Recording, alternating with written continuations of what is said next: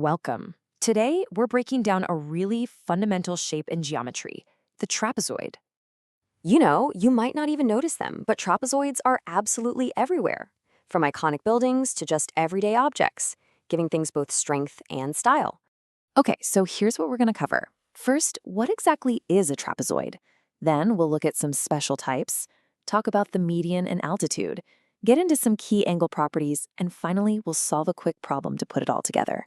All right, section 1. What is a trapezoid? Let's get down to the basic blueprint. So here's the absolute most important thing to remember. It's a quadrilateral that has exactly two parallel sides.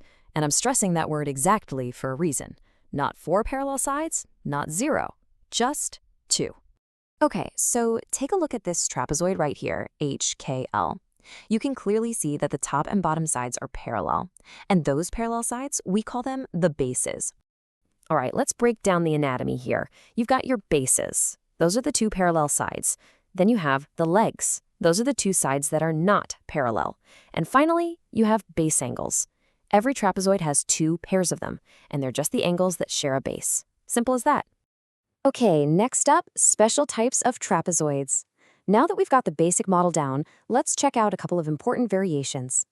So first, we have the isosceles trapezoid. And if you're thinking isosceles triangle, you are on the right track. It's the same idea. It's a trapezoid where the two legs, the non-parallel sides, are congruent. They're the exact same length. And then there's the right trapezoid. This one's pretty easy to spot. It's just a trapezoid that has at least two right angles. You know, those perfect 90-degree corners. It gives it this really distinct, sharp look on one side. And here they are, side by side. You can really see the difference, right? On the left, you've got that nice symmetry of the isosceles trapezoid with its equal legs. And on the right, you have the sharp, square corners of the right trapezoid. Totally different looks. All right, let's move on to the median and altitude. We're going to add two really important measurements that help us analyze these shapes. First up, the median of a trapezoid. So what is it? Well, it's just the line segment that connects the midpoints of the two legs. It cuts right through the middle, and trust me, it has some really useful properties.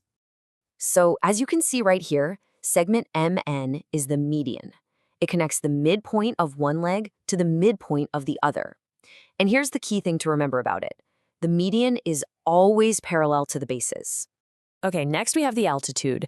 The altitude is really simple. It's just the height of the trapezoid. It's a line segment that goes from one base to the other and is perpendicular to it. That's it. It's the height. Okay, section 4, key angle properties. So how do all the angles inside a trapezoid work together? Well, there's one really critical rule you absolutely have to know. Okay, I know this quote sounds a little technical, consecutive interior angles that are supplementary, but all it really means is that certain pairs of angles add up to 180 degrees. And why does this happen? Well, it's because the legs act like transversals cutting across those two parallel bases. So, which angles are we talking about? Well, take a look here. Angles H and J are supplementary, meaning they add up to 180 degrees. And same thing for angles L and K. Remember that. This one property is going to be the key to solving a lot of problems. Okay, enough with the theory. Let's put this all together and solve a problem. You'll see just how useful this stuff is. Okay, here is our problem. In trapezoid HKJL, we know that the measure of angle H is 107 degrees and the measure of angle K is 58 degrees. So our job is to find the measures of angle J and angle L. So here's our trapezoid with the angles we know. We've got two, and we need to find the other two. And guess what? We can do this using that exact same supplementary angle property we just talked about. Okay, this is actually a really simple four-step process. First, you identify the pairs. We know angle H and angle J are supplementary, and angle L and angle K are supplementary.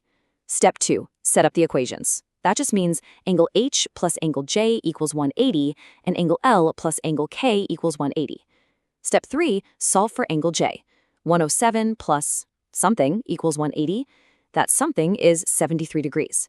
And finally, step 4, solve for angle L. Something plus 58 equals 180. That means angle L is 122 degrees. Easy, right? So let's just do a quick recap. Here are the key takeaways. First, a trapezoid has exactly one pair of parallel sides, which we call the bases. Second, isosceles trapezoids have legs that are the same length. Third, right trapezoids have two right angles. And the big one for solving problems, those consecutive angles between the parallel bases are supplementary. They add up to 180 degrees. So now that you know the blueprint, where are you going to spot trapezoids out in the world? I promise, from bridges to table lamps, once you start looking, you're going to see them absolutely everywhere. Thanks so much for watching.